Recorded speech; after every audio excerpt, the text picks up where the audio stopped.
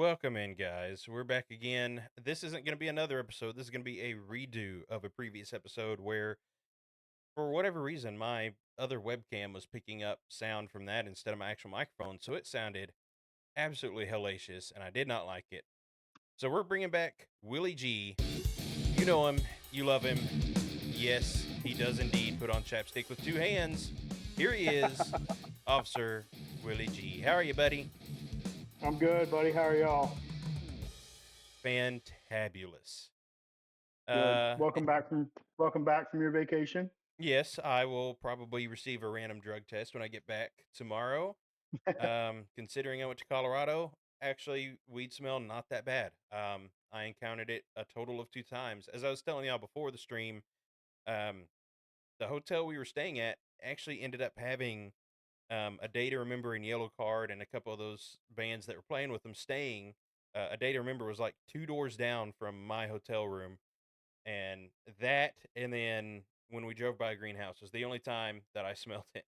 And no, it was great. It was great. I didn't end up going to the concert for A Day to Remember, Yellow Card, or anything like that because I just didn't know about it. But it was cool that they were staying in the same hotel. They were playing in an arena across the street from the hotel, so fun. Also, I never thought Hell that yeah. I would pray to get back to humidity, but I was praying to get back to humidity because Ugh. the No. the dry air kind of sucked. We were having nosebleeds every day because the dry air. Oh man, and the elevation change, I'm sure. Yeah. Yeah, elevation actually didn't affect me that much, except for when we were on top of Pikes Peak, which is like over 14,000 Yeah. feet. Um, Yeah. when I got to walking around a lot, and plus the fact that it was -19 with the wind chill factor, I got a Oh, little nope. I'm winded out. on top, but I not too bad, not as bad as my family. I was worried about my 69-year-old father, but other than that, we were good. He's a preacher. He's fine. Yeah, exactly. Is it preacher or is it pastor? Is there a Actually, difference? there is in my church, but in my He's church, a man of the cloth. we also have it sounds terrible to say, but like a rank structure almost. He just reached like certified bishop status, so he is a bishop, and he hates when I call him that. But like bishop, how are you? And he gets annoyed at it, but I love it. Man of the cloth. What is the cloth? Levi's? Wranglers? Yes, yes. In my backwoods Pentecostal church, that's probably true. Some Levi's. uh, Probably, if they knew the truth that Levi Strauss was the first homosexual American businessman, they might change their mind. uh, wow. We should probably get into what we're before we derail too much. We'll get into what our episode is. Immediately off topic. Yeah, immediately off topic. Fantastic. That's fine. That's great. It's You're welcome. gives us some time, you know. So, Willie G, I'm gonna call you Ducky because your actual real last name is similar to Mallard for some reason to me in my Mm-hmm. mind. So Yes. I'm just gonna call you Ducky. So Ducky, tell us again. We've done this before, but tell us your work experience, kind of between corrections, military, police, all of that, kind of what you've been into and how many years. I spent 5 years at the with Garland PD up just north of Dallas. Worked in their jail for 5 years. During that time period, I joined the National Guard. I've been in almost 10 years. Um, One overseas deployment, multiple stateside activations. Out of the 10 years, I've been full time active duty for six. So, and then during the last activation, the opportunity came up for me to join y'all at the department that we work for. And I took that, and I've been here for training and everything included. I'm on 3 years, I Wow. believe, 2 or 3 years. Yeah, time flies when you're having some semblance of fun. Time just flies. It does. It do. So we're kind of rehashing our other episode that did not record very well. Traffic stops is kind of gonna kind of be the theme of this episode. So the first Hmm. question I'm going to ask, and I already have an answer to this. I'm sure you and Emily both do as well. But why do cops even do traffic? Like, what's the point behind officers doing traffic? It's kind of annoying. Like, nobody wants a ticket. So why? Why even do it? It's the majority of it is for public safety, to improve. Nobody wants to have reckless drivers. Speeders. I understand. Believe me, I get it. Everybody's running late. Maybe you just got a heavy right foot. It is what it is. But the majority of it is to ensure the safety of the public. The traffic code is a very, or rather, transportation code is a very, uh, it's a very complex, involved code. Most drivers, including myself, prior to becoming law enforcement, don't know half the laws that are on the books. Right. Well, even after But becoming law enforcement, I mean, there's no way you can memorize the whole book. So, even I would say even I half of law enforcement doesn't know all of it. yes, yes, but the majority of it is going to be for public safety. Hmm. Um, there also, if you're, it's in the event that you're looking for a wanted subject, and you see a vehicle that matches the description, it's not, it's not legal for us to just pull you over and see what's going on. We've got to have a reason. Um, you can get into investigative stops, but that's not what this podcast is going to be about. So we're going to stay away from that. But a Yeah. traffic infraction is a good way for officers to be able to check in and locate So, yeah, people that are possibly wanted. I was about to say, even, we won't, like you said, we're not going to jump into it, but beyond an investigative stop, a traffic stop, it gives you more solid purpose to be able to make a contact with that person. It gives you a legitimate code or law that you can go by to check out with that person, see what's going on. And on the public Yes, safety aspect, like you said, it's more than just reckless drivers, people speeding, people, of course, drinking and driving. That's a big thing. Um, yes, but yes, like it you is. said, even if you get something as simple as no turn signal, and then all of a sudden you run the person that's driving and they're wanted for murder out of who knows where. I mean, honestly, that's to me, out of my experience working there and taking the traffic call sheets, that's how you mostly get your wanted people. It's not that you decide to go out and get them or that they're in our jurisdiction for any reason. It's just you pull someone over and oh look, they're wanted. you know. Yes, yes, that is very accurate. There's also the majority of our, especially with our department, with the uh, we'll say highly traveled roads that get you from one place to another, not only in our state but into other states. Hmm. Um, the narcotics trafficking that goes on, we can interdict quite a lot of that through good traffic enforcement. Right. And I'm gonna play devil's advocate for a lot of this stuff, but you brought up drug interdiction as well. With the traffic stops. A lot of people are against like the whole war on drugs thing, which I think yourself and Emily both agree like the war on drugs is kind of a sham in a way. But when you Yeah. stop some of these big narcotic vehicles on major interstates and roads and highways, it goes hand in hand with like human trafficking, especially in our Yes, area. We're a border state. I mean, it goes hand in Yes. hand with human trafficking, and that's a huge thing that any good officer worth their salt is not going to want human trafficking going on anywhere in their area.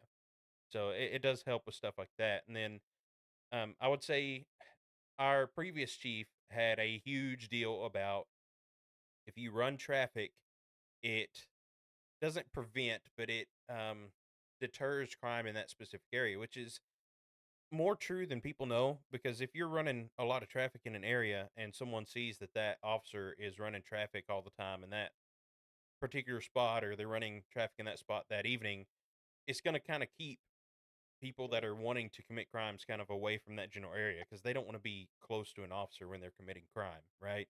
So yes, yes, that is. it does help deter crime from certain areas. Yes, it's a multifaceted answer to the question. Um, I'm sorry, I can't hear because multifaceted without thinking of like the mafia. Sorry.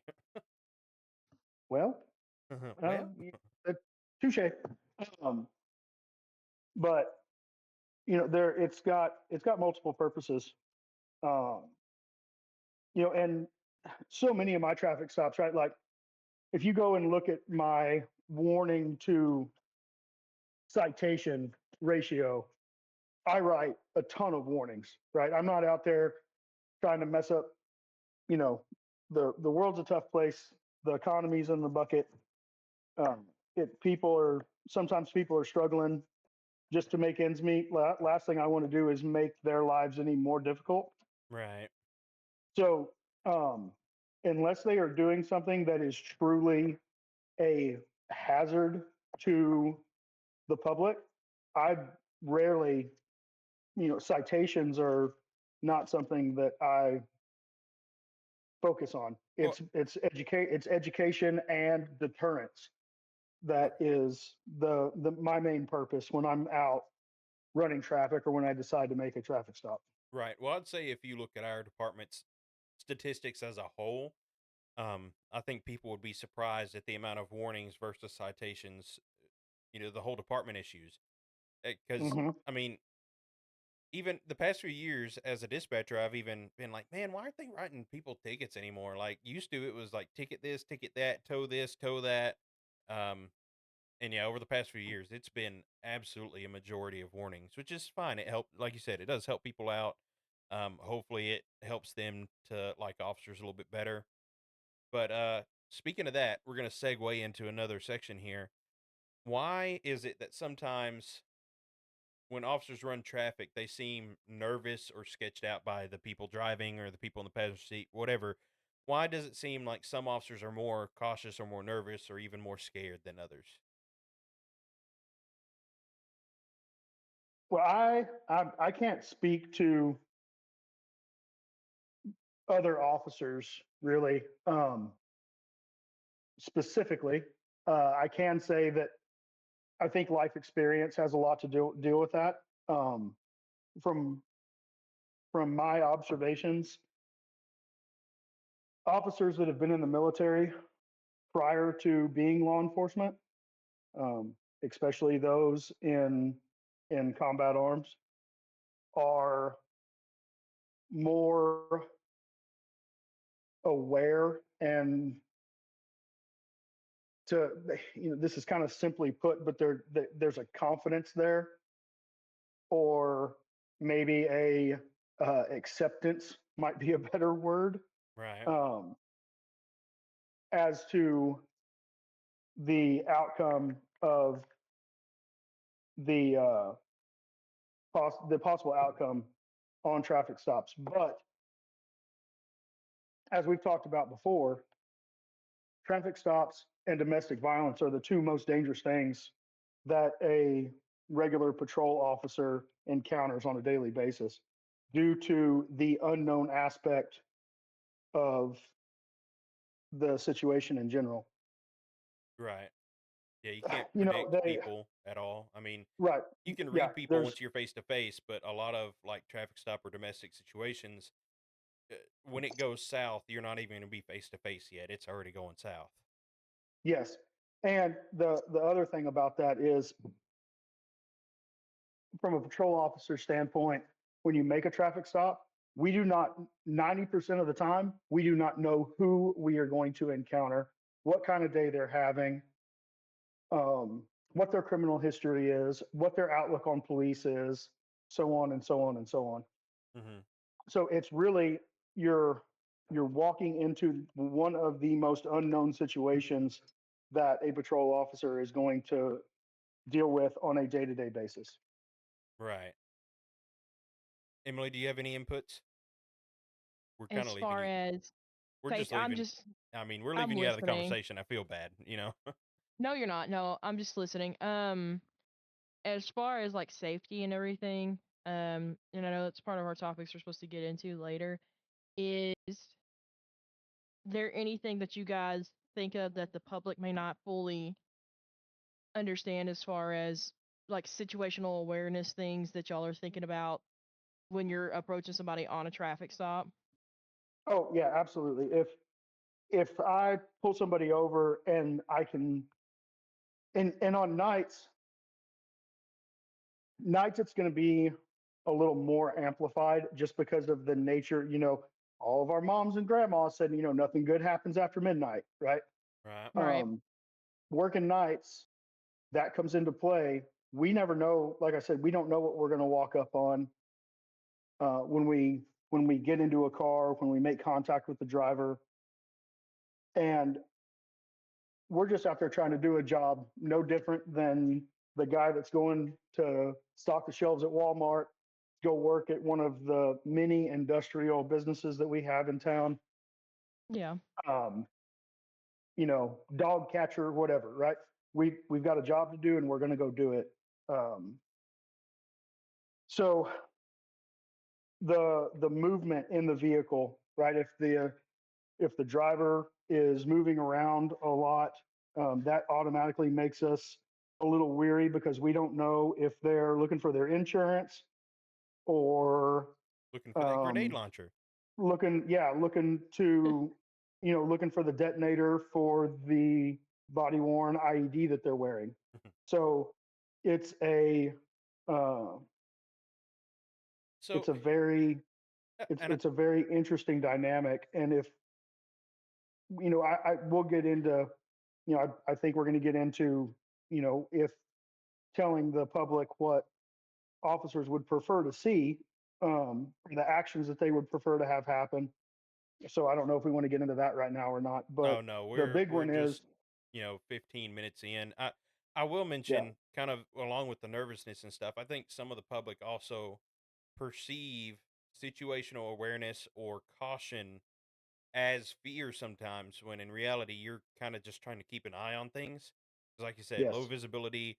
If you are a veteran that's been in combat, you're going to be you're going to have those ears and eyes open a little more. And it also depends on what that officer personally has experienced, because a lot of, especially in our agency, I can't think of a time where necessarily we've been ambushed while on a traffic stop. But the thing is, it's It happens happened every day. elsewhere in the country, Hap- and like yeah. it's publicized all the time.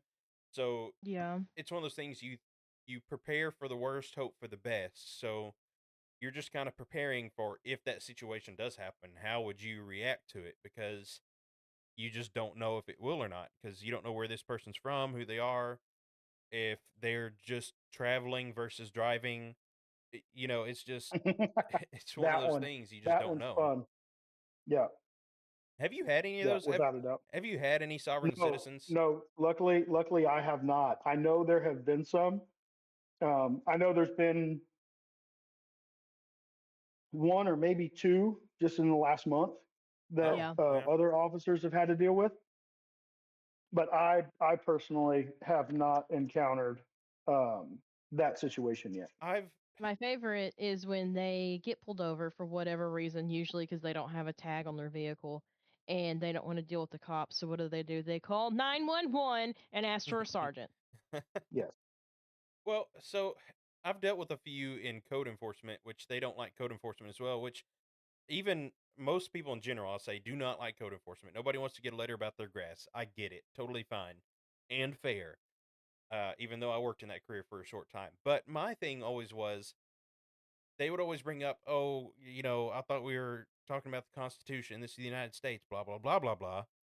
Well, yes, you're right. But I mean, I would usually ask them, like, as someone that believes in the Constitution, you believe in the Bill of Rights as well, right? Like, what's the three rights every human has? That's the right to life, liberty, and pursuit of happiness. Now, when you have a pool that's had stagnant water sitting in it for 10 years and it's creating a mosquito habitat and mold and whatever other diseases, that to me is infringing on your neighbor's right to the pursuit of happiness. Because if they get West Nile from all your mosquito habitat mosquitoes, they're not going to be too happy, because that could have been solved. That could have, even if you want to leave stagnant water in your pool, there's a product called a mosquito dunk. You just toss it in there and it kills all the mosquitoes in there. Like, stuff that's easy to take care of. And to me, I would view traffic stops as the same. It's like, look, you have your rights, absolutely 110%, and I support that. However, the reason there are laws and things about insurance and driver liability and traffic laws is because it's kind of like farmers insurance. We know a thing or two because we've seen a thing or two, right? Yes. So Yes. somewhere Yeah. something has happened to where now we have to make sure people have their liability insurance. So if you hit a family of 5, we know that that family of 5 is going to be taken care of. And that's what I don't I guess their brains just work on a different level. But with sovereign citizens, that's kind of what I think about. Like, you not having the proper things on your vehicle to identify you or get your insurance or whatever, in the worst case scenario, is infringing on someone else's rights to life, liberty, and pursuit of happiness. Because Well, and if you, not only that, but if they are involved in a major accident and don't have any of the identification documentation that's required by law, that makes it 10 times harder Yeah. right, to provide them the service that we are sworn to give the citizens of the state of Texas. right, and that's So, even providing it to them, not just the other party, Like, right?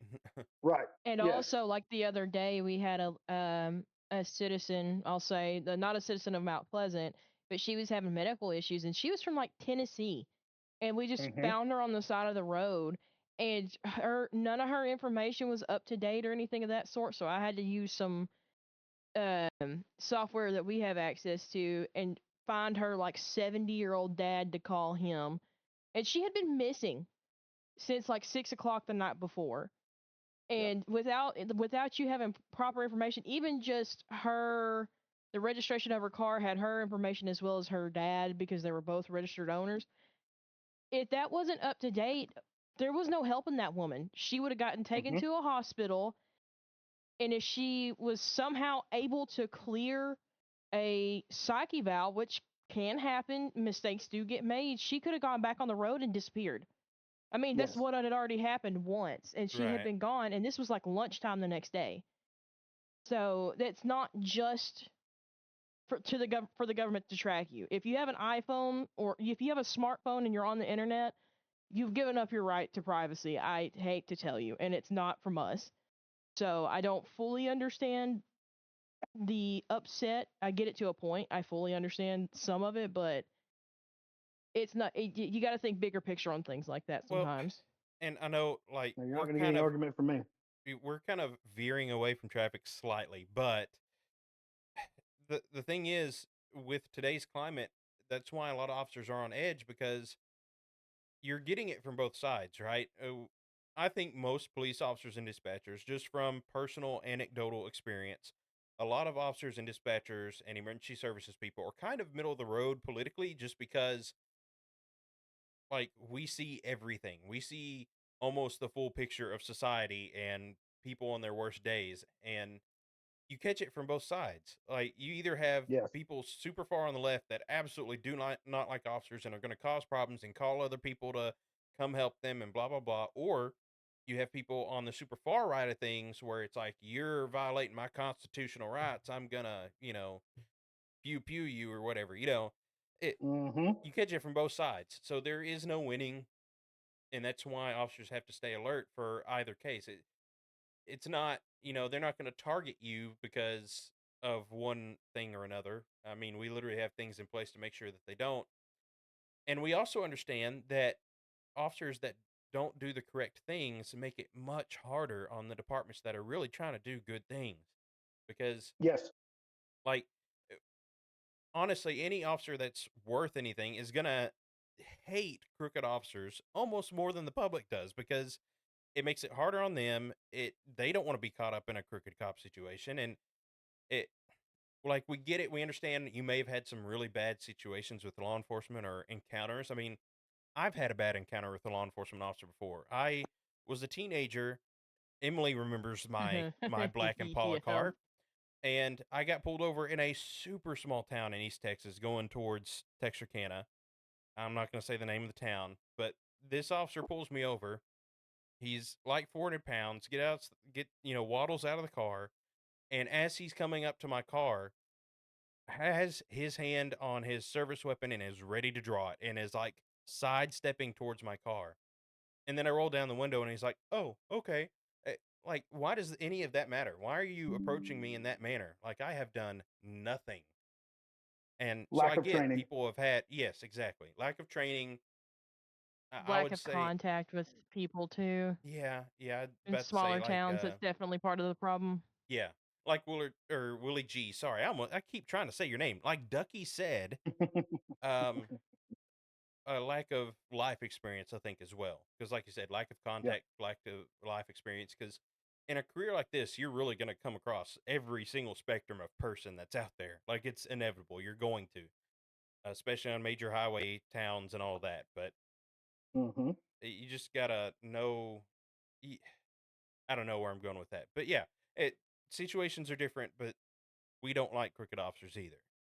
No, and we're not trying to negate anything that does happen negatively. We fully are aware and understand that there are bad people in law enforcement as well as 911. I mean, look at the woman that worked, I think it was Fort Smith that let that lady drown. Oh We're yeah, aware of that and we're not trying to push cop propaganda or anything like that. That's not our MO over here. Just so we're all clear no, on we'll that. straight We're up tell just you we hate speaking from our cops. own stuff. Sometimes, Sometimes, yes. You hear that, Ducky? Sometimes we especially hate you. Yes. especially Hey, when they're I sassy understand. with me at 5 o'clock in the morning. But I have not. I have not ever done that. you did it yesterday. But okay. I wasn't at work yesterday. Yesterday at 5 o'clock in the morning, you were. It was just 2 days Ooh, ago for you because you worked overnight. You see how he didn't argue? yeah, Yeah. no, he didn't. I'm He trying didn't to come back figure with out. you I on it. don't. I'm like, I, Checking the car building, we'll say. You weren't being actually sassy, but I just wasn't in the mood I, for it. Dude, speaking of night schedule, I have been trying to get back onto my schedule. It has not been working out. Last night I went to bed at like yep. I made it to about two o'clock in the morning, and I was like, no, I got to go to bed. I cannot deal. So it's gonna be interesting tomorrow night, getting back in the groove of things. Well, hey, we could take a we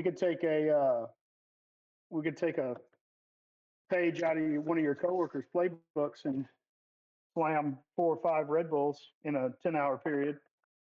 I would rather not have a heart attack, sir. Thank you very much. I can leave you pre-workout. I leave That's pre-workout in my worse. locker. That's Hey, I worse. keep it. I keep mine in my locker. Same. Because I drink it like 30 minutes before I leave. So as I'm pulling up to the gym, I'm like itching. So yeah. I'm getting itchy now talking about it. What are you? So moving You might need to on. see a doctor about that. Yeah, right. Moving along though. So with all of that said, and why officers get a little touchy or nervous or situationally aware, whatever you call it, and whatever officer you're dealing with, what is the best thing to do when you are pulled over? I mean, I have comments on this as well, but let's take it from you first. What would you like to see when you pull someone over? So I'm a big proponent of just common courtesy, right? Um, I answer everybody, yes sir, yes ma'am. Obviously, with y'all being my friends, we have a little different rapport. But with the general public, I start out with yes sir, yes ma'am.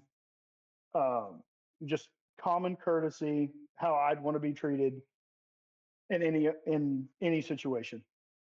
And if you just talk to an officer like somebody that you bump into at the grocery store and are trying to figure out which watermelon to buy, um, and just have a conversation, right? We're just doing a job. We don't know you from Adam. 90% of the 90% of the time, of course, with the size of the municipality that we work in, we have contacts with the same people. Um, so sometimes I had one the other night.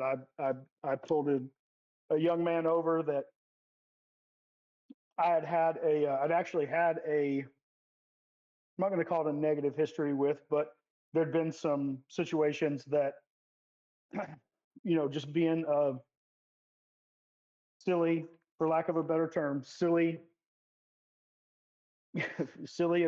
young man. Um, there'd been some situations in the past that I had dealt with him, uh, and then now that he's kind of gotten his act together and doing the right thing, I I pulled him over the other night, and I was just like, man, what are you doing? Like, what's going on? How are you? We had a little conversation, took care of the traffic stop. He went on. He got a warning, went on his way. It, all in, all good, no big deal. And if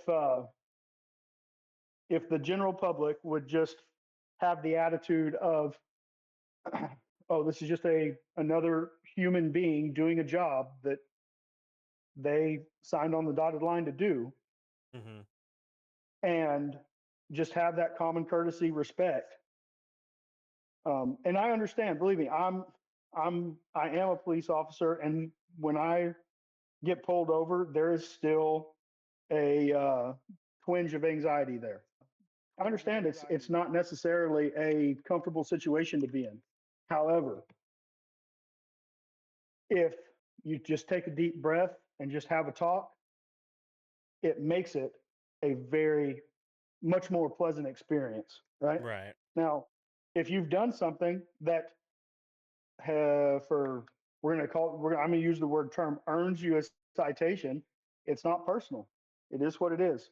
I get people all the time, oh, you don't have to do that. Well, you were going 20 over on a main travel road that is got enough traffic on it that going 20 over is a hazard to the public.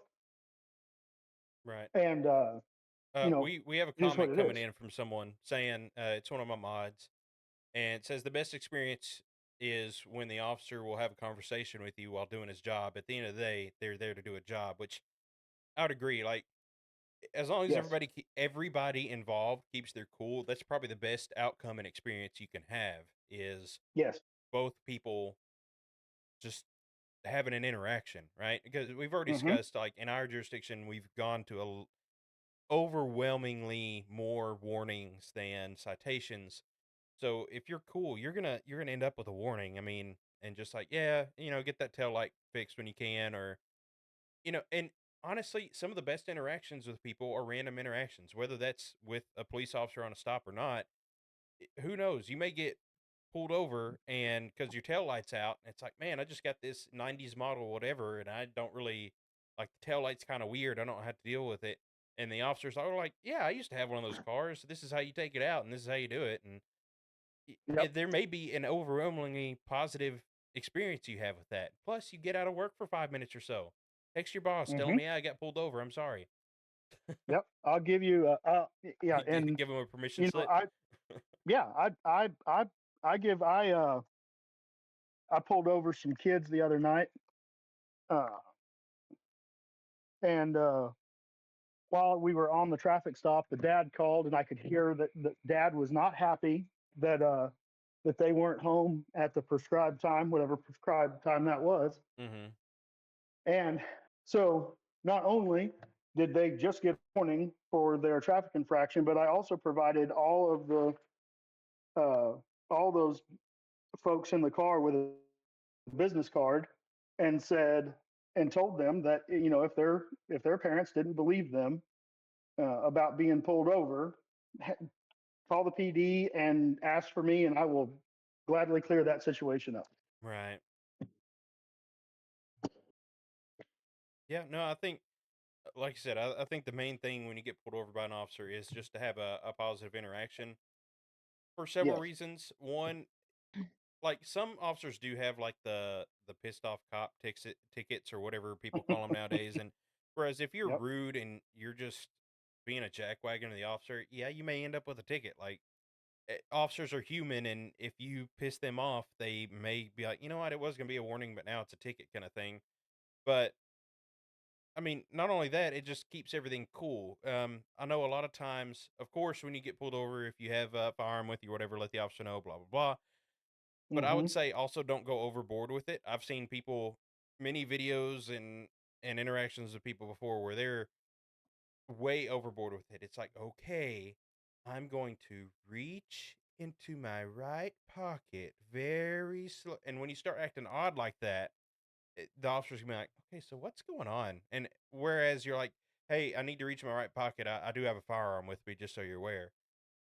You Mhm. know, if you're not weird about it, then the officer's not going to be weird about it. Hopefully, I hopefully. yes. Oh yeah, in theory, um, my I especially working nights. Um, I ask everybody that I deal with, every traffic stop I make, I ask if there's a firearm, if there's any weapons in the vehicle. Right? I don't specifically keep it to firearms because crossbows are a thing, machetes are a thing, hatchets, axes, whatever. Um, So, in other words, if I get pulled over, I don't need to pull my katana from the door. Be like, look, check out my sweet katana. I would prefer that you did not do that. I'm going to try and get pulled over Um, by you with a katana. hey, you wouldn't, you wouldn't be the first one. Right. Um, we had So a we had a domestic violence call that turned into a traffic stop, and there were not one but two katanas in the back seat. Nice. So um, that's a real thing. Emily, did you have something? You said so.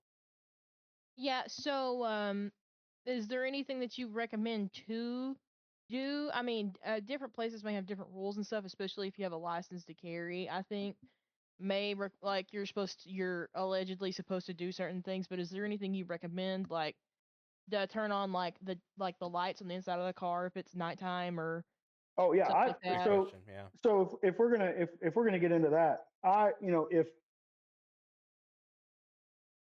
if I initiate a traffic stop, it puts me very much at ease. I'm not going to say that that I just get like, oh, it's no big deal. I don't have anything to worry about. But it makes me much more at ease when the driver turns the lights on, rolls the windows down. If you have tinted windows, roll the back windows down.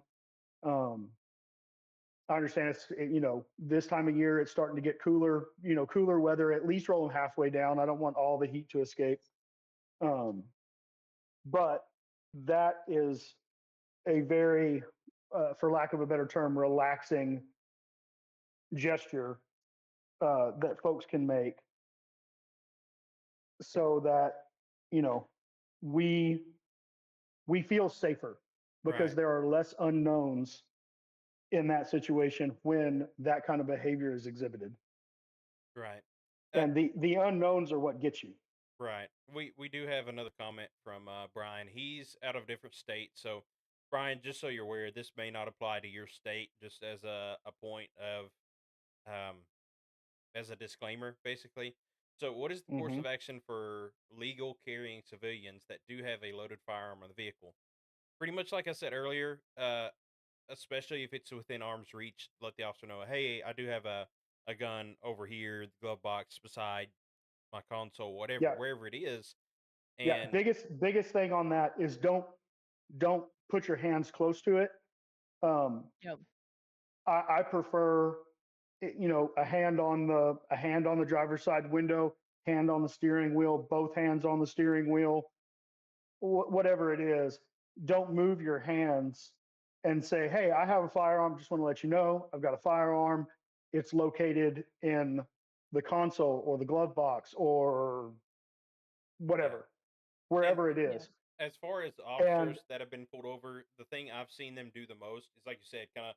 I'm gonna try and show this on stream with my camera, but like arm on the driver window, arm on the steering wheel, and when they gesture, like, "Hey, I've got a loaded firearm," it's gonna be over there in the console or whatever. Clearly see. yes, I'm not reaching towards it. I'm like, "Hey, it's right there in the console." you know.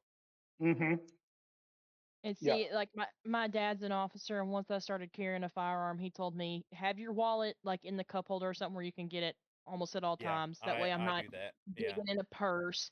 And he said if you get pulled over and you have a firearm in the car, then this is just what my dad taught me: put your wallet, get your driver's license out, put your wallet on the dash in front of your steering wheel, and then roll down your windows and put both wrists on the window and have your hands outside of the car so they can see it when you walk up and they know the Yeah. only thing you have in I your mean, hands is a driver's license. That might be a bit much, a tiny bit, but we both know what's going on at that point, you know? hmm And you yeah. could see, And and I could tell you, hey, I have a pistol, it's in my center console, Right. hmm whatever. yeah. And I'm not, that kind of behavior. We're talking, we mentioned earlier, the folks that go overboard on the safety. Mhm. Really, more than anything else, that makes me kind of giggle. Right. I'm like, come on, man, like let's just get this traffic stop over with, right? I don't want to slow you down from your night. Um, I want to get, I want to get my enforcement done, whatever my enforcement's going to be. I want to get it done and go about my business. Obviously, like you're not a criminal. We're not going to, there's not going to be any reason to prolong this traffic stop. Let's just get our business done and get on our way. Right. And but that, putting your hands out the window with your driver's license in your hand, I'm not gonna I'm gonna appreciate that, but that's not gonna be one of those things that's over the top where I'm gonna be like, oh my lord, like let's get a move on here. Not Um, doing too much. yeah, it's not doing too much at all. Um, and again, that type of behavior is also appreciated because it shows that that person has no desire to hurt me, Uh-huh. right? Like now, I mean, it is, the unfortunately the world that we live in, that could be, there are people out there that might do that in an effort to get an officer to relax and then perform some sort of violence or ambush type behavior. So just because you do all the right things doesn't mean that we're going to completely let our guard down. We're still going to conduct ourselves in a safe manner. And most of the time it is subconscious. We do it so much. We do the same thing in and out every day with every person that we deal with, and it's not, like I've said repetitively, and I'm going to say it again. There's nothing personal about any of it. Right. It's just the way of the job. It's the way of the world, and we're going to do what we need to do to make sure that everybody goes home safe, ourselves and the citizens included. So we have another comment from Brian again. Brian's been real active tonight. Appreciate it, sir. Um, I almost said your real name again, Ducky. Just as a point that Brian is a military member, so he's like familiar with a lot of this stuff. And Right on. I think also the location he has his firearm tells that to me says that he's a military personnel. So mine is hmm usually very close to me, like between the seat and the console. I would imagine Brian some kind of mount or something you have there, which in a everyday carry or situational awareness type thing and personal protection, it makes a ton of sense to have a nice little mount there on your side of the console and everything. Um, hmm but same thing as earlier, like kind of arm up on the window, arm on the steering wheel, and then if you do like motion to it, like use your head to motion or like make sure you're not putting your hands in here. Just like yeah, it's right there, it's right by the console. Yep.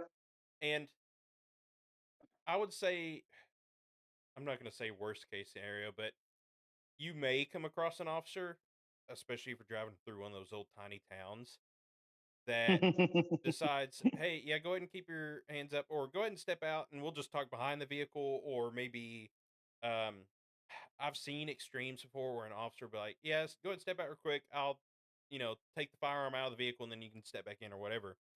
Um, Some that's places that's a actually policy. yeah, some places that is that a policy. that's a that's a uh, That's also a I view liability on the officer, but that's a different conversation. Yeah. But well. I tell you what, I view that as a, and this is not an official statement whatsoever. It's just my personal view. My personal view is that behavior is an infringement on an American citizen's right. Yeah, So, Um, technically. and that's why I mentioned that, because this is going to be a segue into, you people see thousands of videos a day of body camera interactions where people fly off the handle at officers and it de-escalates the situation 110 fold. Now, mhm. here's my thing. Those of you that do not like officers and those of you that want to keep your rights intact, if you do feel like your rights are being violated, guess what you do? You don't say You, anything. You yeah, just do you just whatever take they're it. saying and Yeah, smile and laugh, because at the end of the day, you're going to get your lawyer and get paid. yeah, Invoke your abs- Fifth Amendment right. That's that's your best course of action. If you feel like your rights have legitimately been violated, which nowadays I don't know any department around us that doesn't have body cams now and isn't required to have them, but yes. I think you have to in especially some like if you states. see, I'm, yeah, I some think, states have it I'm pretty mandatory. sure that Texas, you're required to have them. Right. And especially if you see that body camera, yes. Even if you want to be petty about it, stare directly at the body camera and, yes, officer. Yes, yes, officer, I'll step out of the vehicle. Yes, officer, I'll do this. Yes, officer, I'll do that. Go enjoy your free meal in bed at the jail, then get your lawsuit with including emotional damages after the fact. The side of the Hmm. road is not your time to fight your case or your rights or whatever. It's after the fact. Even if it's a Yeah, traffic ticket you don't agree with, a lot of yeah, and judges, I if it tell, is a stupid traffic ticket, they'll toss it out as soon as you say anything. yeah, Like, and It, I tell people that want to argue, or debate the traffic stop, debate the reason for the stop, debate anything, right? I tell them, I'm like, look, this is not, we're not going to hold court on the side of this road right now. It's not safe for either one of us. We need to conclude this traffic stop. My name is this, my badge number is this. It's on the warning or citation. If you feel that this is an improper stop or your rights have been violated, or if you have a problem with anything that's going on, you can contact the police department and file a complaint. That is your, no difference in the right to free speech. You have the right to do that. So please, I encourage people, if they feel that they've been done wrong, I encourage people uh, to exercise that right. Right. They also have a right to, their day in court. I absolutely encourage people to take that right. If they feel like they've been done wrong, they want to take it to court. Let's do it. That's the place to debate these things, not on the right, side of the road um, where an irresponsible driver that's not paying attention, or an intoxicated driver, or whatever the case may be, can possibly hit us, injure or kill both of us. It's just not the place. Let's just go about our day. We can go take care of it in court and go about our business. And sure, it's inconvenient. It is what it is, but that is the proper way to do things. right. Yep, absolutely.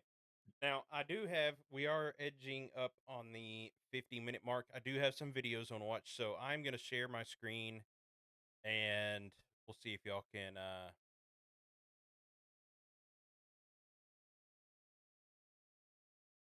yep, one. So if y'all want to watch my stream, and of course the sound is enabled, so you should be able to hear it. I'm going to watch through that. I'm going to get my other screen where the stream can watch it with us. I'm going to have two traffic stops for us to watch, okay? Um, they're both going to be shorts, so they're not going to be super long or anything that we're going to have to stay on for a long time here. So this first one is a traffic stop with an officer has pulled over this vehicle. Uh, appears to be a young adult male inside, and it just kind of de-escalates. This dude immediately gets defensive, and it seems like he may have had interactions with this officer before. So are we both ready to watch it? yes. Yes. Sweet. Can I ask what you pulled me Yeah, over you for? weren't wearing a seatbelt and your plates are Are you expired. serious? And your plates are expired. They've been expired since 2022. Find the insurance for the car too, okay? Thank you. Where's your insurance card? Okay, so I'm going to pause right there. I know it's a short video. So you see the caption on the screen: driver calls mom. So, Ducky, explain to me why officers don't want occupants or drivers calling other people. Um, This should be obvious, but we're the going through it the straightforward answer is we don't want to get ambushed. because Um, that is something I do know has happened with our department before. Is people mhm, calling family members and things to a traffic stop, to a scene, whatever, and all of a sudden you have one officer versus 10, 12 people, and that will really get an officer amped up. And people are like, "Oh, officers shouldn't be, they should be calm all the time." No, look, when they're mm-mm. versus 10 or 12 people, like it's gonna change the dynamic in the situation there. It absolutely is. Now that being said, um, in the situation that, and I think that I heard this driver say, "Hey, where's your insurance card?" Yep. Um, there are situations where, oh, it's my buddy's car. I'm not sure where the insurance is. Do you mind if I call him and ask? Yeah. Right. Um, I think that goes and I also really back don't have, into having a good traffic stop and just being upfront with the officer, being right. like you said, like, Absolutely. yeah, this is my Just buddy's having a car. I cordial, think, polite conversation. yeah, I need to figure out where his insurance card is, or I'll have him send me the or insurance card or whatever. Hmm. Is Yep. that Yep. viable in the state of Texas to have it on your phone? I I know I it is in accept it. Arkansas, I accept it. I which we could see it when we run it most of the time if it's up to I date, anyways, but it's still. yeah, I think you are required to carry a physical copy. I think, however, I've never come across an officer that doesn't accept it. And when my wife and I had Progressive, they would only send us a digital copy, which we would have to print out ourselves. We did Yeah. not Well, get a and physical see, copy. see, I will, I have people all the time that say, "Hey, can I pull my insurance up on my insurance app on my phone?" Sure, no problem. That's fine. Right. It is, and and you want to get into the actual answer to that, we'd have to get a legal definition of what a physical copy of insurance is defined by the transportation code. Right. For me, Uh, paper it's copy. it's the it is the it is the day and age of technology, right? Everybody has got everybody's banking on their phones. Um they bank on their phones. They um so many of the phones now have the option where you can use the tap and pay things with it. If you've Well, got, as long as you can show me that you have viable insurance, I'm not going to worry about it at all. yeah. Back to age of technology. Even just the other day, we bought some tickets. I'm going to a Shreveport Mudbugs hockey game later in the month, and when you get the tickets on your phone, it's a QR code they can scan directly from your phone. It's not like you have to print them off anymore. And most events I've been to are like that now, where they just scan the Yeah. QR code on your phone rather than dealing with physical tickets. Um, Per all state, the only state in which electronic proof of insurance is not explicitly accepted is New Mexico. nice. Hmm, So, Okay. there you go. Fact of the day. there Carry you And on. go. also, the secondary reason to the stop, just as we get back to the video, I don't know if y'all heard, but the registration is expired by 2022. So Hmm. that would be another reason you would need a physical, even we're using physical lightly here, even something on the phone for insurance rather than an officer looking it up, also depending on the state, blah, blah, blah. But if it's expired since 2022, you're not going to get an accurate return on that anyway. Hmm. But we'll get back to it. I don't know. You got to. It's the same officer. He's probably not going to let you send me a picture. Yes, I will. Where are you at? I don't know. Parked Just by the 7-Eleven. send the insurance. If He she said comes I didn't here, have my seatbelt on, which I did, and you then did he not. said your plates are expired. Since 2022, Mom. Since your adult son can't figure shit out for himself. Oh no, he's right. Obviously, officer, I'll be there in a minute, okay? Because you're not going to do this to my kid again. What am I going to do Thank to your you. kid? I'll start recording. Hold on. Record his ass. I'm recording too. Turn off the car. For what? Turn off the car because you're going to be asked to step out because it reeks of weed in here. This And is the car's the gonna third get- time and you've the car's done gonna this, get and you searched. always say this. So step out of the Can car. you call your sergeant over That's here? fine. Step out of the car. I'll wait till your sergeant, please. Step out of the car. I'm not going to ask you again. I'm if just you gonna don't wait step till out of your the car, sergeant I'm going to comes. take you out forcefully. Because I You're don't know if opening you the can door take off. without my consent, That's and now you're fine. trying to drag me out the car. Get out of the car. Help! Get out of the car. Get out of the car. Escalation. Help! already. He's under arrest. For what? This is against the law. Okay, so that's pretty much that one. He gets him out of the car, places him in custody, gets up to the jail or police department or whatever, and mom is there and starts cussing out the officer and everything. So, is this on the officer or the person? Both. I'm gonna go 50-50. And again, look, I'm not here to trash talk anybody. I'm not gonna I don't want to sound like the Monday morning quarterback, but these situations with citizens with that type of attitude happen every single day, every day. Which is why I Um, can't be an officer, although I deal with it in dispatch too. But yeah, I could. yeah, right. My blood pressure would be through the roof every day, which I think yours is too. So it's whatever. Yeah, it's every single day these things happen. In these situations, right? Um, you at it's I believe, my personal belief is it is the officers it's the officers' responsibility to remain professional in that situation, right? Um, Right. you And it's know, also the officers do get taught and trained de-escalation, as well as you don't automatically get respect from people just because you have a badge on. That is not how it works. And if you oh no, expect that, 100%, you're living on a different planet. And 100%. again, that's just a thing. We're aware of that, and we know that we're not openly discussing that, but we are aware of that fact as well. I just like to bring that stuff up of we're not ignoring the assholes and the bad cops in the room. It's just that's not what we're focusing on. But yeah, no, the respect is not guaranteed when you're a cop. It's guaranteed that you're more than likely not going to get it, but Yeah. anyways. Now, if you immediately jump to jackwagon, then I would say the officer's also not going to be super happy or ecstatic the whole time either. But they shouldn't immediately jump like that officer immediately defensive, immediately firing back, and like there is a little Yeah, bit of the give and take to it. yeah, the firing back is there's no positive outcome to that. No. Right. Right. There's no positive outcome to that.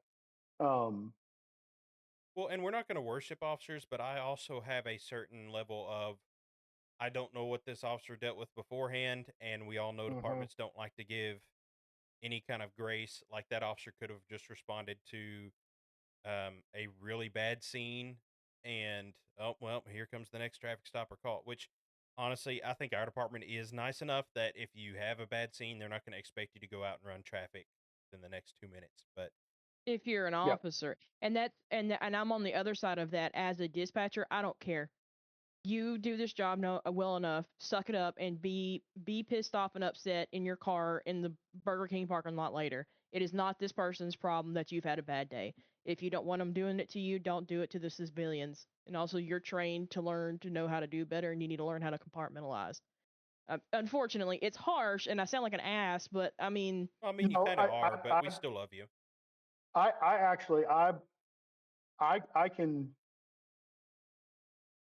can absolutely agree to a point with what you're saying, without a doubt. yeah, Um, I think the biggest deal, yes, we receive the de-escalation, we receive the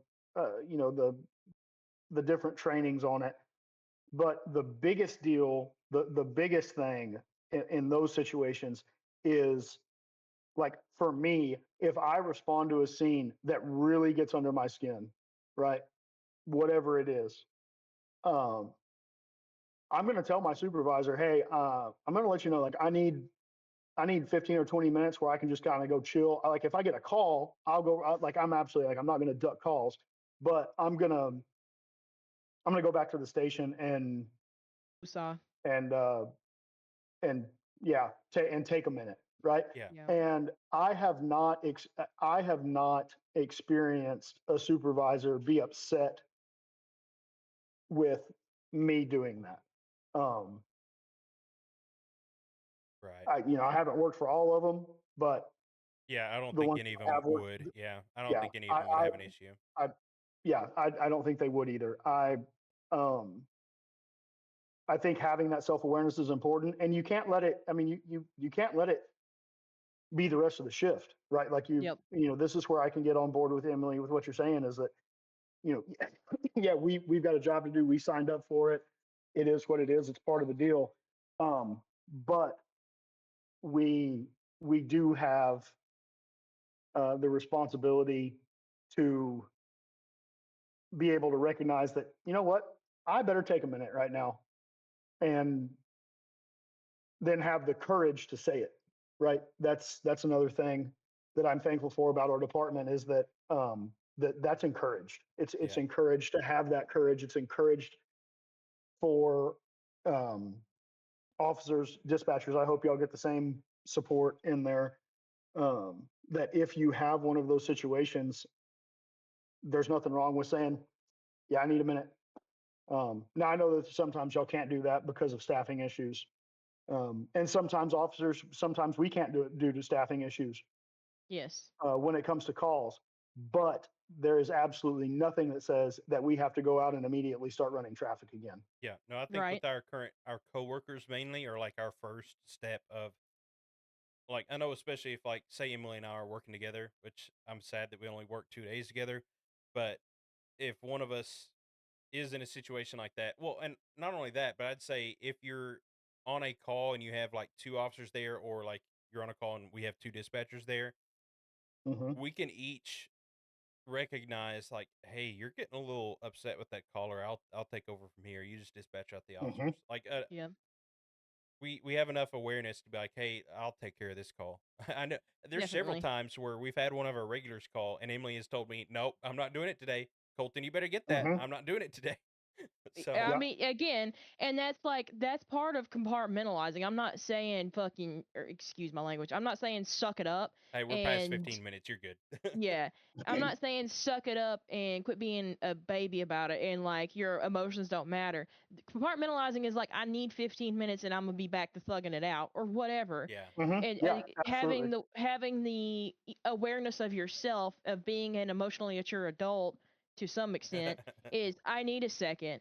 And like with this guy here, the second if it now granted I'm not a cop, but as a dispatcher, like Colton just said, if it was me as this cop, the second I realize it's this kid, hey, bro, sit tight. You know who it is. You can have your dispatcher look up his info and run him and make sure he's clear. Tell him to Hmm. sit tight, go back to your car, and ask for your supervisor. Hmm. Yeah. Let him argue with your And supervisor. yeah, and on nights, man, I can't think of anybody that I just deal with on a super regular basis on nights. On day shift, there's one in particular. There's one in particular that I can think of that everybody in the department knows. Um, Yes. that is going to give some pushback, right? And then as soon as you Yes. walk up, their phone's going to be in your face recording, and whether it's, I'm not going to say that it's I don't think that it's an intentional push to get officers riled up and try to get a response. Um, I think it's just who that person is. Yeah, And absolutely. man, I've never had a bad experience with them because I walk up and say, "Hey, man, look, uh, I'm glad you're recording. You've got the right to do that. I'm recording you as well. It's all good." Um, I think he also respects you more for that because I dealt with the same person in code, and uh-huh, that person now will, if you can believe this or not, will literally give me a hug. Even if he sees me in dispatch, Yep. he'll say, "Oh, what's up, man?" Yeah, and be like, "Hey, come around, talk to me for a sec." yeah, And yeah. There's been times that I responded to, I've responded to several disturbances in the neighborhood that individual lives in, mhm, and he's still recording, but every time that he talks to me, it's just normal tone of voice. It's not elevated. It's not escalated. I'll go And one and I take further. Is I take the time to explain. I say, look, this is what we're doing. This is what we're responding to. It is our job to make sure that this is being taken care of for the benefit of your neighborhood, of yourself, your neighbors, and all the parties involved. So we're just going to do our job and I, just stand by, man. I'll Right? go Like one further. the only thing that we ask is that if we ask you to back up, please back up because that's a safety issue. I'm not telling you to quit recording. I'm not telling you to go away. Just please, just have enough respect for us doing our job that it's a safety issue for everybody involved. Please back up. Please keep recording, but please back up. Yeah, and that person in particular, I'll go one further. Is I know we've had situations before with other officers that once they build that respect with him, if you Mm-hmm. do need people to back up, he is the first one. Like you said, he'll keep recording, but he'll tell everybody around there, "Hey, back the up! Like Yes. everybody get back." Yeah. Yep. Yeah. I've had that experience with him. So, and that's what it is, man. Like, and and I appreciate it, right? Like to an extent, I can appreciate where they're coming from. Um, it's for at least that particular individual situation. It's a um, kind of an elderly person that is ensuring that the police are doing their job the way they're supposed to be doing it. Great, do that, do it, because accountability is a huge thing that everybody needs to be held accountable for their actions. Officers, Right. citizens, dispatchers, firemen, EMS, everybody. Right? Accountability is a huge thing for me, and I've got no problem with it personally. Um, No. you know, and we get a kick out. I personally get a kick out of it when I hear somebody be like, "Hey, saw you on social media, ha ha ha ha, they got you." I'm like, "Oh, okay, cool," you know. Um, but again, that's a rapport thing. Just especially in a smaller municipality, building the rapport with those people 90% of the time is going to help you out, right? 90% of the time, even if it's an emotionally charged situation that they're involved in, if you can just talk to them like a person, be like, "Hey, Mr. or Mrs. So and so, I understand that this is a bad deal right now, but we've got to do our job. Let us help you. We are here. We are here to help. Let us help, please." Right. Um, And 90% of the time, that chills everything out right there. Brian, once again, being active, brought up something that, as far as maintaining distance from emergency services, Oklahoma apparently just put out a statute or a law or whatever, uh, basically putting it out that if you're told to stay away from EMS, PD, fire department, whatever first responder, you have to maintain like a 25-foot distance, or you can be fined or arrested. And Brian has also sent me a link in the discords. It's a county sheriff's office, so it's a county that's put in this law or statute. Major County Sheriff's Office reminds citizens of new law coming within 25 feet of law enforcement. So this is Mm-hmm. around Fairview, Oklahoma. I'm gonna scan it real quick. The intent is so that you don't enter after being okay. You cannot come within 25 feet after being told to stay away. Um, if your intent is to interfere with, threaten, or harass while they're performing their duties, which I think it's a good way to put it on paper. I could see a situation where it could be abused. But in general, I'd say that's pretty good because I even working on the ambulance, I've been in situations where people will get right in the middle of what you're doing, and it hurts more than it helps. Like Yeah. like you said, they're there to help, Yeah. and they've got certain things to do. For instance, an officer might show up to a medical call. We don't always do that. A lot of police departments do though. I don't know. Recently, with an industrial accident that we had, where a sergeant had to use a tourniquet, if people would have been in his face telling him this or that, or why'd y'all even show up, or blah blah blah, that would have hindered his ability to get that tourniquet on. And I truthfully think with that situation, after seeing the body cam and after seeing pictures and seeing how long it took EMS to show up and handle the situation, I think if he would have been like 5 seconds longer to put that tourniquet on, dude Mm-hmm. probably would have at least passed out at the very least. Yeah. Like he would have had to had a Yeah. transfusion when he got to the hospital, kind of thing. So Yeah.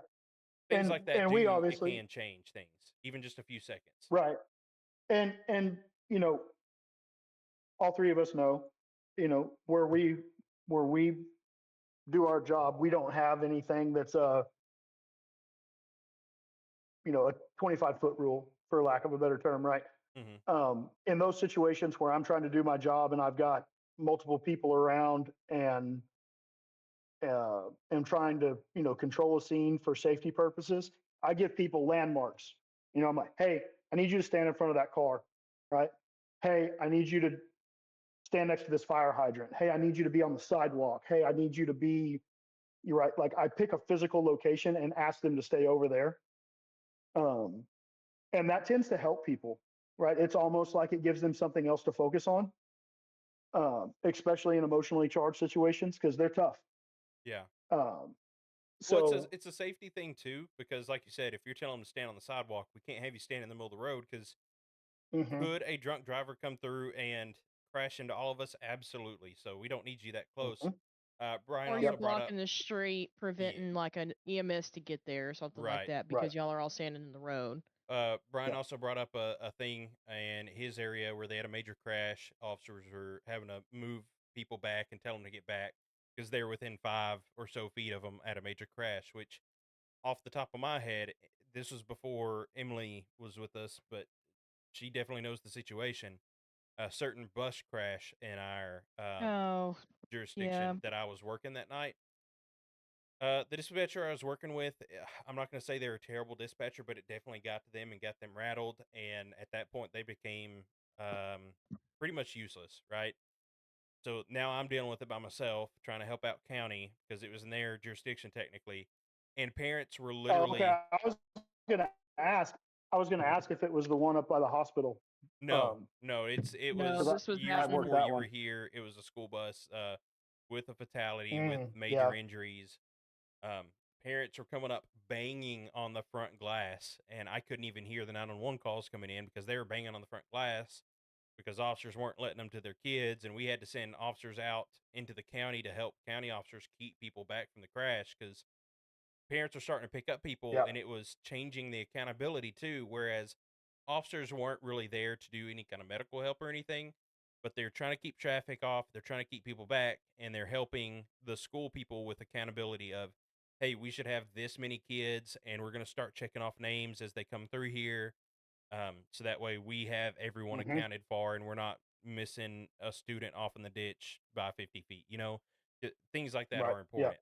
But Yeah. parents are starting it. to pick up Yeah. kids without going through the channels and everything, and so like it was hours and hours of dealing with stuff and making sure we could account for all the kids, and it was insane. As well as it's also a safety issue because mom and dads and grandmas and whoever else are coming and they're panicking. Hmm. They're hauling ass trying to get to wherever the kids were going to be at. It's in the middle of the night. Was it raining or had it rained earlier? It No, was no, this slick, was wasn't it? no, this was just nighttime. I believe Nighttime in that possible area. sleeping involved, kind of thing from the other Yeah. vehicle. So it Even was. then, it's nighttime in that area through the country where deer and hogs and hills and everything else. Hmm. It's very possible, and it has happened where people get into wrecks because they're on the way to go pick up a family member that's hurt in another wreck Hmm. because they are so panicked and out of sorts that they will get hurt. And I mean, I fully understand. And I mean, if it was my little brother or something like that, I'd be the first person there, even though I know I don't need to be there, and there is nothing I can do. I get it, but it's the same thing of getting up in the middle of a incident or something of like, let the people who are trained to do this handle it. You know, slow down, breathe, pray, do whatever you need to do on the sidewalk. Unless you are Hmm. trained, you know how to use a tourniquet, you know how to use Narcan, you know how to pack a wound, back up. You know, Right. Yep. whichever.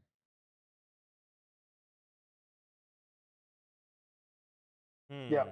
But no, on this, yeah. Back to this one. Um, you know, a deep breath and just get supervisor. Right. Right. That's all you need to do on that one. Ducky, if you have time, I have another video that I want to go through before we're a little bit Yeah, past come an on. hour, Yeah, but we yeah, have come on another with one. it. This one really is. This is a very bad officer. Y'all are gonna get a little probably heated at this one, but I just thought it was too hilarious not to show it. Oh boy. Hey, Okay, for context here, you can hear the officer in this car that's has the dash cam on. Like, what are you doing? This is what looks to be a standard Silverado pickup with a magnet mounted blue light bar on top, Mm-hmm. Oh, right? brother. So here we go. I'm already excited. what are you doing? What are you doing? Why? No, she come through. Sure, running 50 miles an hour. She's running 85 Okay, miles an who hour. are you? I'm Who a are you? constable, Jefferson County constable. Okay. She Hold on. running stop light down here, but there she is. Okay, that vehicle there? Yeah. Okay. Let me pull over. Yeah, let's all move over there. Okay. Hello. You just said that. Okay. So you saw this dude's attitude already. Officer's like, yeah, go get out of the road, sit over there, whatever, and pretty much told him like, just separate, stay over there. Okay. But you need now, to settle down, okay? All right, I've asked you for your driver's license, insurance, and registration several times. You run 80 miles an hour coming up Highway 15.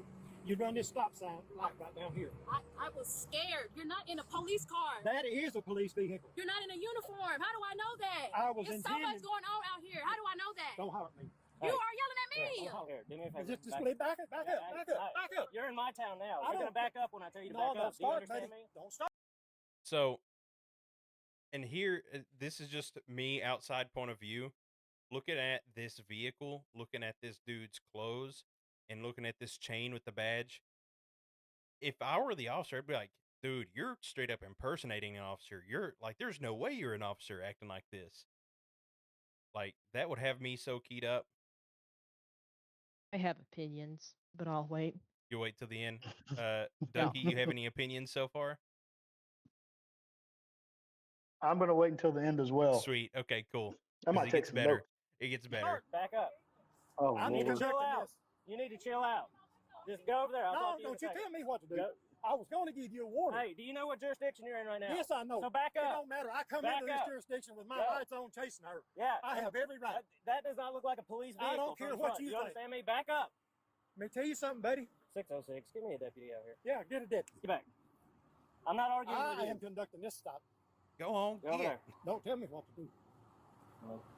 Uh, She has been nothing but trouble. She pulled away from a traffic stop.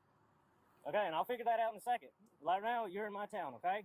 So you're going to chill out. You're not even in your jurisdiction anymore. You didn't I call was in. out of my Did you jurisdiction call when in I a come stop? in here. Did you let county know that you were coming? No. No, exactly. So I don't know any of this is true. Well, So you can sit back and what wait. you want to do. You understand me? Go. I'm not arguing with you. You ain't Go. going to argue. I promise you. So, thoughts, Mm-hmm. concerns, questions, comments? I just want to say before we get into Mr. Man here, if you are the lady in the car, call 911. If you're not sure, call 911. Would it have necessarily helped in this situation if Mr. Top Flight Security of the World Constable didn't tell the jurisdiction you're in what's going on and that dispatcher knows or not? Not necessarily. But if you're calling me and I don't know what's going on, I'm immediately going to turn up the sheriff's department's radio and see what's going on. Well, it's also, in my mind, we would know, like, I surely hope our county department is smart enough to do this, but we would know if something is in our jurisdiction, right? Or if it was one of our officers. So if I don't know who it is, I can at least try and keep the driver calm. Be like, hey, do you know where the police department is? Yeah, pull up to the police department. Someone approaches your vehicle, just stay in the vehicle with the windows up. I'll have an officer that is uniformed come to you. And Or any pull officer over worth in a their salt parking- will know that, like, we're going to send. Anyway, if the officer's listening to our jurisdictional radio, they'll know that, like, yeah, I'm trying to get a uniformed or marked unit there. And hopefully that officer would stand by and wait to do their thing till a marked unit got there. Yeah. But this is kind of what's wrong with elected police officers. Anyway, go ahead. Yeah, that's a whole another can of worms. So my biggest deal on this, right? The the officer who whose body cam footage is featured in this. I absolutely commend him for the way that he's handling this. Uh, there's a law on the books that we have a duty to intervene in situations like this, right? Um, Again, I don't want to Monday morning quarterback anything, but this whole thing is questionable to begin with. Yeah. You know, and again, I don't know where this, I don't know where it took place, but um, the the gentleman in the gray T-shirt is acting a fool. I'm just gonna just plainly stated. Uh, there's a lot of de-escalation that needs to happen in this situation, right? And the officer whose body cam we're watching is doing the best he can, and that guy just keeps getting revved up, right? Um, uh, I don't think that the officers that responded to this deal could have handled it any better. So good on them. Um, and yeah, uh, good job. Sweet. Emily, Okay, so first of all, sounds like you took Gramps. notes. No, it's just it's in my brain. You know how it be. First of all, Gramps is full of it because how is she evading you, but you never pulled her over? Or how did she leave a traffic stop if she never stopped in the first place? That's not like his word. The wording he used lets me know he's full of shit. Number one, sorry, full of crap. Two, I'm not gonna I'm not going to touch on it too much, but I am going to acknowledge the fact that what he looks like and what that driver looks like and where they sound like they're at. I, we all know what I'm talking about and referring to, and I'm just going to leave that alone. Third, if you are, again, a constable and you've been an officer or law enforcement of whatever have you, you should know better. You've been around since I don't know before radios. I don't know how you communicated back then, but you should know better by now. Right. Uh, At the and very least, I would say at the absolute very bottom dollar, very least, as soon as the officer that is getting himself involved and intervening here, as soon as that officer says, "Hey, you need to take a step back over there for a second, and we'll get it figured out," that's yeah, when you should be like, "Okay, cool. This is your jurisdiction. I'll let you handle it for a second." but You it know? wasn't. He wasn't even in the same county as what it sounds like. Well, no, Or that's what I'm even if saying. not, No, Mm-hmm. the officer, he's the in body town cam now. officer, the body cam officer. Like as soon as the Yeah. old guy realized, like, yes, it is the body cam officer's jurisdiction. Yes, I'll do what you say and back up and go back to my truck real quick. That's what Yeah. I'm saying. Again, and he should know better because this situation shouldn't have happened because where is your radio and why are you not telling your dispatcher, "Hey, this vehicle's not stopping. Can you start rolling me another unit or contact the city or the county over and get me some help?" Well, and like you said, old timers should have some type of personable accountability and Yes. situational awareness to know, yeah, I'm not in a full uniform. Yeah, my truck doesn't say police. I don't have a full light bar. I don't have this or that. Even I could see where constables she's coming from. even constable, do you really expect half the people to know even what a constable is or does? Right. Genuinely. I don't expect people to know anything about law enforcement at all. And so, like, even if it did say constable, who the hell are you? You Right. know? Also, this is why it's important to vote in your local elections. And I'll leave it alone. uh, I have more, but I'll leave it alone. man, could you imagine if we were in a county that had like a population of like 100? The kind of people you'd be getting for sheriffs and constables and Hey, yeah. you know where I live, right? Oh yes, yeah, for sure. You're used to it in your area, but Yeah. Yeah. Vote I'd in your move. local elections. I'm working on it. she, yeah, legit, she is. But yeah, voting. Hey, today was voting day. Did you vote? You should have for situations such as this. Yep. But we're at. I've been in training since 7 o'clock this morning. You're I legally was at afforded the works. time to vote. Anyway. Yes, you are. What was I gonna say? Oh, we're coming up on an hour 25, Hour and a almost half. hour and a half. I do appreciate everyone being here. Brian, I appreciate the feedback in the comments, man. Certainly appreciate it. You can see you have Yeah, been and promoted to Brian, mod. like Colton said, man, if you're active duty or reserve or whatever in the military, thank you for your service as well, and thank you for contributing to this. Oh, and he's Shout out Army as well, Brian. so you don't have to be, that nice to him. Heck yeah. Brian, if you're still in the chat, type into your MOS. I forget what it is. That way we can make fun of you more before we leave. Anyway, I do appreciate everyone being here. We're gonna work on some more interesting episodes. I know I've spoken to Emily about some ideas that I have. We both have a lot of ideas.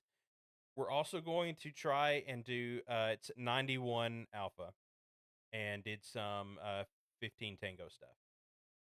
Mm-hmm. Yeah. I'm not that smart. I knew you were gonna You make hit that my comment. battleship. So I don't know what myself, those letters mean. 68 whiskey, and are you 11 Bravo, Yep. Ducky? Yeah, I figured you Yep. were. 68 whiskey for myself. So I did all the medical stuff and hung out with high-ranking people that stayed in nice hotels.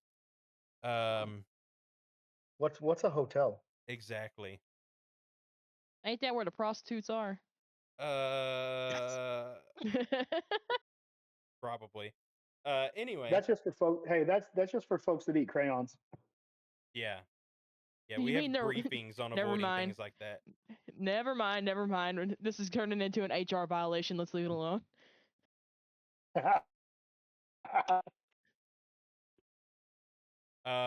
Oh, so yeah, Brian, you're kind of the same speed as Willard and I, or I just said your name again. Ducky and I, at this point, it doesn't even matter. We're gonna show your face anyway. So you're in the same position as Ducky and I. We've done a lot of border operations. Probably have been on the border at the same time as each other, just never knew it. Um, so That's neat. Brian's Mhm. saying Abrams mechanic and Blackhawk mechanic, but got put with the Lakotas that did counter drug enforcement. So yeah, that's Nice. That's legit. yeah, good stuff. Good Cool stuff. shit. We're gonna work on also getting a. I don't know if this is a terrible idea or not. I do have some wireless microphones for my phone now, so we're gonna work on doing something live and together in front of a camera, possibly involving Sweet. drinking, but probably not too much. We shall see. My wife has offered up our house to do Really. it if we so wish. We can also go to Ducky's camper probably. um, Mm-hmm. but I yeah, got 9.5 acres. We can set it up. I figured something remote like I mean I'm pretty remote as well, but something remote like that would be pretty cool. You would also be pretty much halfway in between where I live and where Emily lives. So Depends on when we do it, but yeah. yeah, that's true as well. Um, but yeah, we've got some cool things that we're gonna try and do. It's been an hour and a half. I'm gonna have to cut this off eventually. So you guys have a wonderful night, and we'll see you later. I'm gonna play some outro music. Then we will be free, guys. Bye bye. Sweet. Bye.